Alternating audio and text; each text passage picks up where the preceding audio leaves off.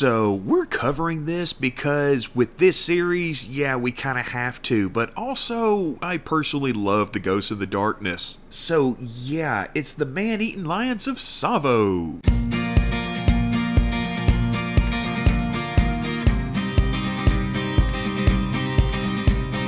We're going to Kenya in 1898, more specifically March, when Lieutenant Colonel John Henry Patterson arrived near the Tsavo River, where he was to supervise the building of a railroad bridge. See, the British were building a railroad from Uganda through Kenya and finally to the Indian Ocean. By the way, most of the information we have on the Tsavo lions comes from Patterson's book, The Man-Eaters of Tsavo, which is also what many of the film versions, such as Bwana Devil, Killers of Kilimanjaro, and of course The Ghost in the Darkness are based on. Soon after he arrived, workers began to be killed by lions. Now, we know of other places nearby that were also attacked by the same lions, but we don't know much about those. Actually, we know basically nothing other than there were other attacks. So we've got thousands of mostly Indian workers that over a 9-month period got picked off one by one, sometimes in daylight attacks, but mostly from being dragged out of their tents at night. And over this period, it's believed that as many as 31 of these workers were killed by 2 maneless lions. Now,